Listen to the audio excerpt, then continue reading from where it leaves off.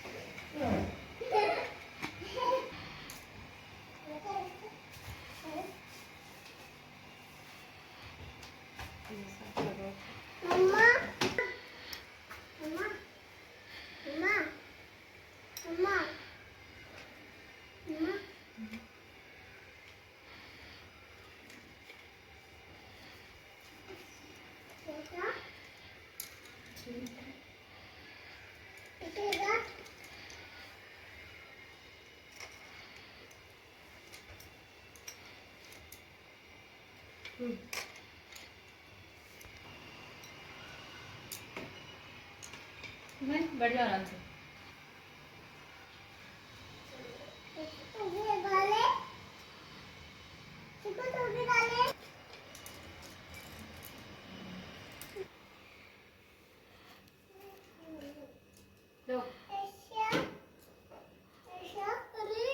एक बेटा और बहू थे। बहू बर्तन साफ कर कर पानी डालने नीचे जाती थी और पड़ोसन पूछती, आज खाने में क्या खाया? तो वह कहती, बासी कुसी तर बासी। एक दिन जब वह बर्तन साफ कर पानी फेंकने गई तो रोजाना की तरह पड़ोसन ने पूछा, आज खाने में क्या खाया? तो उसने वही रोज का जवाब दिया, बासी कुसी तर बासी।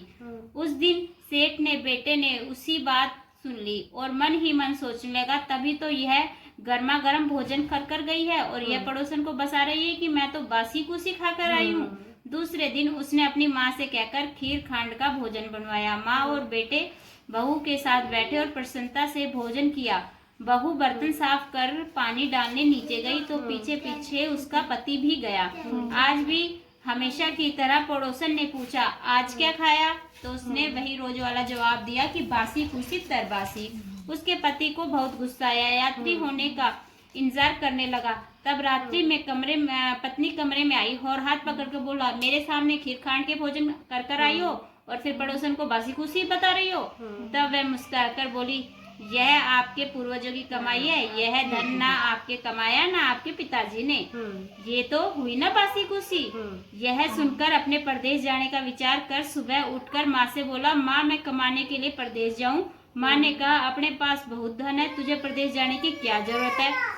लेकिन वह नहीं माना और माँ की आज्ञा लेकर वह कमाने के लिए प्रदेश चला गया। वह उसको एक सेठ के यहाँ नौकरी मिल गई। कुछ समय के लिए उसके सारे कामकाज संभाल लिए। सेठ को विश्वास पात्र बन गया। सेठ अपना सारा कारोबार उसे सौंपकर तीर्थ चला गया। इधर सास ने बहू से कहा रखा था कि परिंदे का पानी और चूल्हे की आग कभी बुझने मत देना, परंतु एक दिन चूल्हे की आग बुझ गई। बहू पड़ोसन के घर अग्नि लेने गई। उसने देखा कि पड़ोसन की औरतें बैसाख की चौथ माता की पूजा कर रही हैं। उन्होंने पूछा, आप यह किस माता का पूजन कर रही हो और इस पूजा को करने से क्या फल मिलता है? तब पड़ोसन ने कहा, यह चौथ माता का व्रत है। इस व्रत को करने से स्त्रियों को अखंड सौभाग्य और उत्तम रूप, सुख, गुणवत्ता, संतान तथा पिछड़े हुए मिलन का प्राप्त होता है। तब उसने बताया कि मेरे पति प्रदेश गए हैं, मैं भी चौथ माता का व्रत करना चाहती हूँ, पर मेरी सास मुझे घर से बाहर नहीं आने देती, तो मुझे कैसे मालूम होगा कि चौथ व्रत कब है?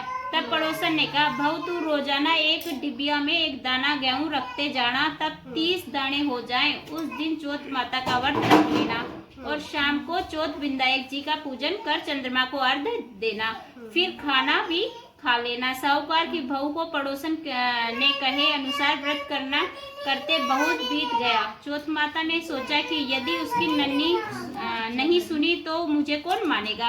तब चौथ माता ने साहूकार के बेटे को सपने में जाकर कहा कि साहूकार का बेटा सो रहा है या जग रहा है। तो उसने कहा, ना सो रहा हूँ न जग रहा हूँ, चिंता में हूँ।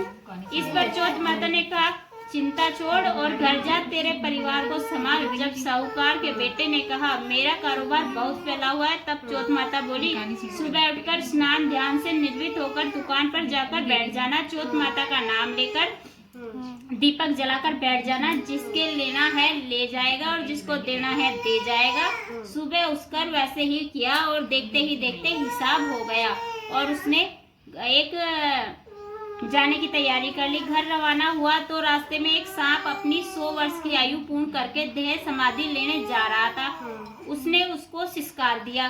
सांप ने गुस्से में कहा, मैं अपनी आयु पूर्ण करके मुक्ति पाने जा रहा था, तूने मुझे टोक दिया, इसलिए अब मैं तुझे डसूंगा। इस पर साहूकार के बेटे ने कहा, मैं 12 वर्ष बाद अपने घर जा रहा हूँ, मैं अपनी पत्नी और माँ से मिल लूं, तब डस लेना। तब सांप बोला, तू घर जाकर पलंग पर सो जाना। तब उसके कहा कि मैं पत्नी की चोटी लटका दूंगा, उस पर चढ़ के डस जाना। घर पहुंचा तो वह उदास था। बेटा बोला, कुछ बोला नहीं, लेकिन उसकी औरत होशियार थी। तब सब बात पता लगाकर उसने कमरे की एक सीढ़ी पर दूध, दूसरी पे चूरमा और तीसरी पर बालू, रेत, इत्र, फूल आदि रखकर चौथ माता से प्रार्थना की, हे चौथ माता, मेरे पति के प्राण की रक्षा करना। रात्रि में सांप आया और दूध पिया, चूरमा और बालू मिट्टी से किकले करारे पर बोला, साहूकार के बेटे की बहुत सुख तो बहुत दिया, पर वचनों का बंधा हूँ, डसूंगा तो जरूर। जब चौथ विनायक जी सोचे कि रक्षा तो करनी ही पड़ेगी, तब चौथ माता तलवार बनी, विनायक जी ढाल बने और सांप के टुकड़े हो गए। सांप की पूंछ का टुकड़ा उसकी जूती में जाकर गिरा। सांप ने सोचा, डसूंगा तो जरूर। तब अपनी पत्नी रोज कड़ी को आटा डालती थी, तब सब कीड़ियों ने मिलकर उसकी पूंछ को खोखला कर दिया। साहूकार के बेटे की नींद नहीं आ रही थी, वह अपनी पत्नी के साथ चौपड़ पासा खेलने लगा। सुबह देर तक जब बहू बेटे नहीं उठे तो साहूकार ने जगाने गई तो सीढ़ियों पर खूनी खून देखा। जोर से रोने लगी कि मेरे बेटा बहू को किसी ने मार दिया। रोने की आवाज और बेटे बहू को उठे। तब बेटे ने कहा, माँ, हमारा बैरी दुश्मन मारा गया है, यहाँ सफाई करवाओ, तब हम बाहर आएंगे।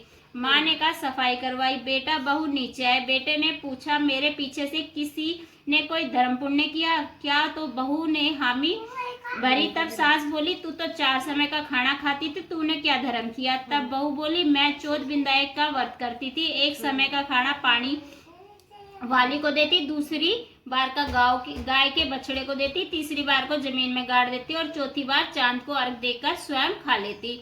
मैंने बनिए की दुकान से पूजा का सामान मंगवाया, उसका हिसाब कर देना। सास ने पानी वाले से पूछा तो उसने कहा, महीने की हर चौथ को मुझे खाना धोती। बछड़े के मुंह से फूल गिरने लगे। जमीन में खोदा तो सोने के चक्र मिले। बनिया ने पूछा कि उसे अपना हिसाब बता। फिर बहू ने कहा, जब बैसाख की चौथ का उद्यापन करना है। सास बहू ने चौथ माता का उद्यापन धूमधाम से किया और सारी नगरी में कहलवा दिया कि सब कोई चौथ माता का व्रत करना, साल की 13 चौथ करना, 13 नहीं तो 4 करना, 4 नहीं तो 2 चौथ माता के व्रत तो अवश्य ही करना। हे चौथ माता, उस पर प्रसन्न हुई वैसी हम सब पर कृपा करना। हे अमर सुहाग दो, बालकों की रक्षा। सोने की कलसी गले में चांद की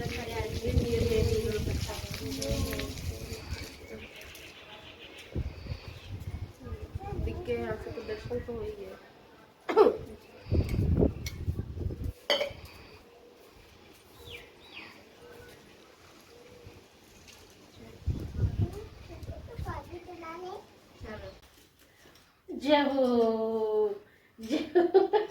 चौथ माता आपकी हर ख्वाहिश पूरी कर। उसने कहा, लंबी धोकर लंबी ले रुई, आ जा इधर, पानी पी के आए। सब कुछ लगा दिए।